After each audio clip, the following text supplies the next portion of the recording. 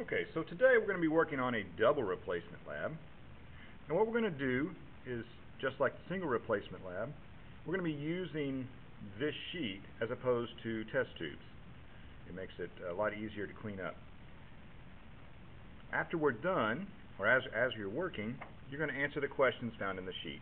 For instance, we're going to combine lead 2 nitrate with sodium carbonate, and you're going to answer the question, is a precipitate produced, or was there color change? Or both. So just circle yes or no for each one. Then after we're done, we're going to go on the back and we're going to actually work some problems. So how I want you to do this is, following the directions, we're going to use the solutions. Now everything's labeled, just like it was yesterday. So here's lead 2 nitrate, and here's lead 2 nitrate. Now it's going to say first chemical goes here, second chemical here. Right? So what I mean is, these are going to go here. So sodium carbonate here, here, here, here. Sodium phosphate will go here, here, here, and here. And potassium sulfate here, here, here, and here. The ones that are on the rows, lead nitrate's going to go here, here, and here. We're going to put 3 drops, and 3 drops only, within each circle. And we're going to continue as we go. So here's lead nitrate. You're going to take your pipette, labeled, and we're going to put 1, 2, 3, and we're done.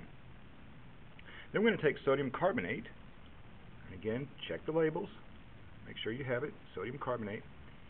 I'm going to put 1, 2, 3. You just need 3, you don't want any more than 3.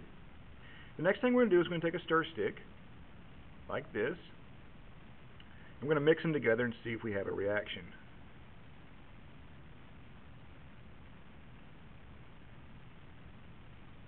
This creates this chemical reaction. You can look. Now in this case you can see really easily we've got a color change precipitate form.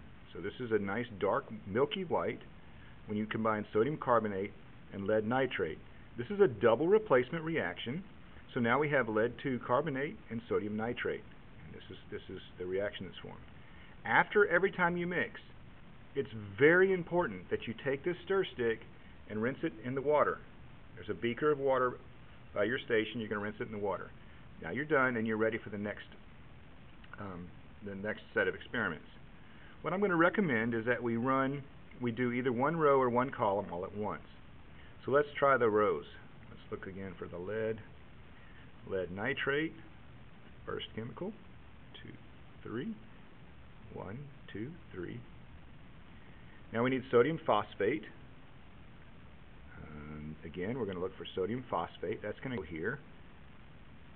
1, 2, 3. And potassium sulfate. There's potassium sulfate. 1, 2, 3. And again, we're going to take the stir stick. We've washed it already. We're going to combine these 2 chemicals.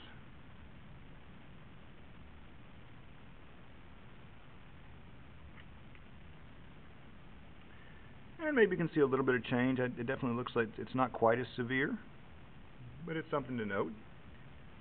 Again, before you do anything else, we're going to take this stir stick, rinse it in the water. Rinse it in the water.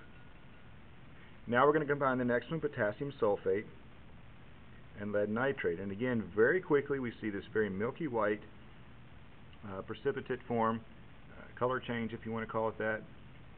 Definitely a reaction's happened. That's evidence of a chemical reaction.